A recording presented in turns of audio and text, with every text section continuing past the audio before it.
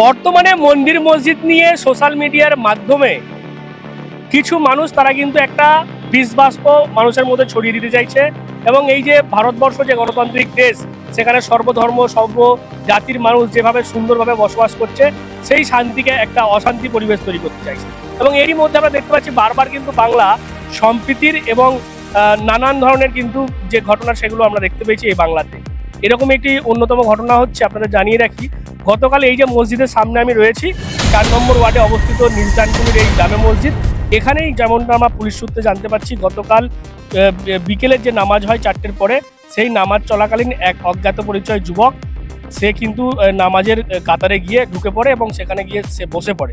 এবং সেই পরিস্থিতিতে আপনারা বুঝতেই পারছেন, একটা ধর্মীয় স্থান, সেখানে ধর্মীয় কার্যকলাপ চলছে, সেই মুহূর্তে একটা অজ্ঞাত পরিচয় ব্যক্তি ঢুকে পড়া স্বাভাবিকভাবেই কিন্তু একটা বিশৃঙ্খলা হতে পারতো বা কোনো রকম একটা অশান্তির পরিবেশ হতে পারতো, কিন্তু সেটা না হয়ে যেমনটা জানা যাচ্ছে, এই মসজিদে যারা ছিলেন তারা প্রত্যেকে সুন্দরভাবে এবং সুষ্ঠুভাবে তারা সেই যুবককে এখানে রেখে ডানকুনি থানায় খবর দেয়, এবং ডানকুনি থানার পুলিশ এসে তারপর সেই যুবককে উদ্ধার করে থানায় নিয়ে যায়।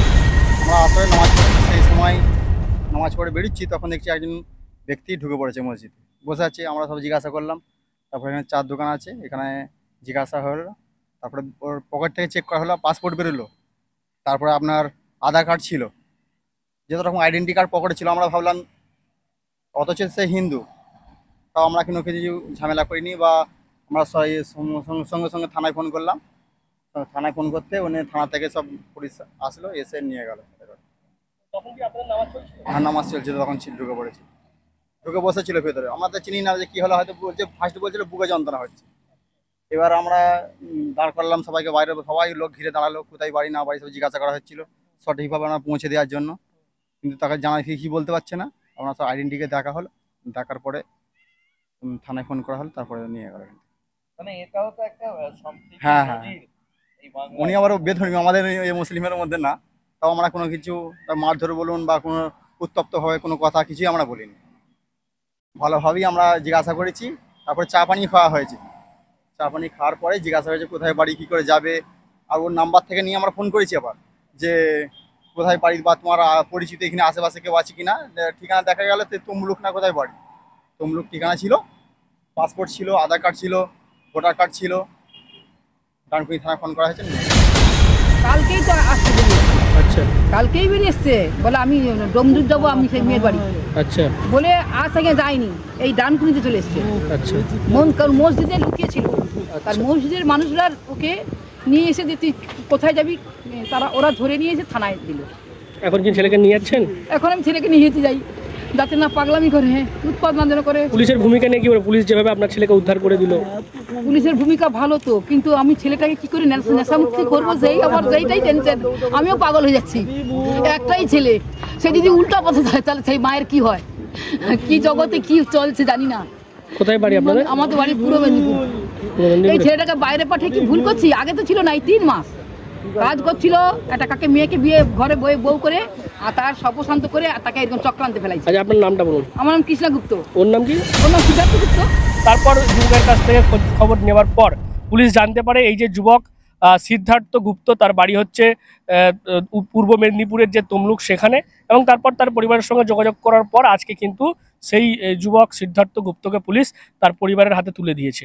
অর্থাৎ এই যে যেখানে রয়েছে আমি আপনাদেরকে দেখালাম 4 নম্বর ওয়ার্ড, সেই 4 নম্বর ওয়ার্ডেই কিন্তু এই মসজিদেই গতকাল এই যে বেনজির ঘটনা সেটা ঘটে, এবং সেখানে যেমনটা জানতে পারছি আমরা, পুলিশ যেমনটা দাবি করছে যে গতকাল 4টের পর এই মসজিদে নামাজ চলাকালীন সেই সময় কিন্তু এই সিদ্ধার্থ গুপ্ত সে নামাজের কাতারে ঢুকে পড়ে এবং বসে পড়ে, এবং তারপর কিন্তু কোনো রকম উত্তেজনা পরিস্থিতি না হয়ে শান্তভাবেই কিন্তু সুষ্ঠুভাবে এখানকার যারা মুসল্লিরা ছিলেন তারা কিন্তু সিদ্ধার্থকে এখানে বসিয়ে রাখেন। তারপর থানায় খবর দেন, থানা থেকে পুলিশ এসে তাকে নিয়ে গিয়ে থানায় রাখে, এবং তাকে তার পরিবারের খোঁজখবর নেওয়ার পর তারপর কিন্তু আজকে এই সিদ্ধার্থ গুপ্তকে তার মায়ের কাছে তাদেরকে পৌঁছে দেওয়া হয়েছে। ব্যাপারটা আমি পরে শুনলাম, আমি ওই ঘটনাস্থলে ছিলাম না, তবে আমি ইমাম সাহেবের থেকে পরে শুনলাম যে একটা অচেনা ব্যক্তি হঠাৎ করে আমাদের মসজিদের নামাজ চলাকালীন মসজিদের ভিতরে ঢুকে যায়। আমাদের মসজিদটাকে ডানকুনি দুর্গাপুর রোডের সংলগ্ন। তো তিনি এসেছেন, মসজিদের ভিতরে ঢুকেছেন, পরে তার পরিচয় পাওয়া যায়, তাকে জিজ্ঞাসাবাদ করে তো ওনার বাড়ি পরিচয়পত্র দেখা গেল, পকেটে পাসপোর্ট ছিল এবং আধার কার্ড ছিল। তাকে দেখা গেল যে তার বাড়ি পূর্ব মেদিনীপুর তমলুকের দিকে বাড়ি। তো তারপরে আমাদের ওখানে যারা নামাজিরা ছিল এবং ইমাম সাহেব ছিলেন, মুয়াজ্জিন সাহেব ছিলেন, ওনারা ডানকুনি থানাকে খবর দিয়ে ডানকুনি থানা এসে তাদেরকে নিয়ে যায়। তাকে নিয়ে গিয়ে আবার তাকে জিজ্ঞাসাবাদ করে তার বাড়ির সমস্ত ঠিকানাপত্র জেনে তার বাড়ির লোককে ডেকে তার হাতে তুলে দেয়। তা আমি মনে করি আমাদের ডানকুনি থানা সত্যি গর্বিত। তারা ঠিক এইভাবে কাজগুলো আমাদের সাথে করে থাকে এবং সহযোগিতা করে। আর 2 নম্বর হচ্ছে, আমাদের চাই হিন্দু হোক চাই মুসলিম হোক, কোনো ধর্ম নিরপেক্ষে আমরা, আমাদের বাংলা হচ্ছে সিম্পেথির বাংলা। আমাদের মমতা ব্যানার্জির এটাই আদর্শ, আমরা ধর্ম নিরপেক্ষে সবাই একসাথে থেকে কাঁধে কাঁধ মিলে আমরা বাস করি এবং তাদের সাথে সকলের সাথে সহযোগিতা করি, আমরা সবাই জীবনযাপন করি।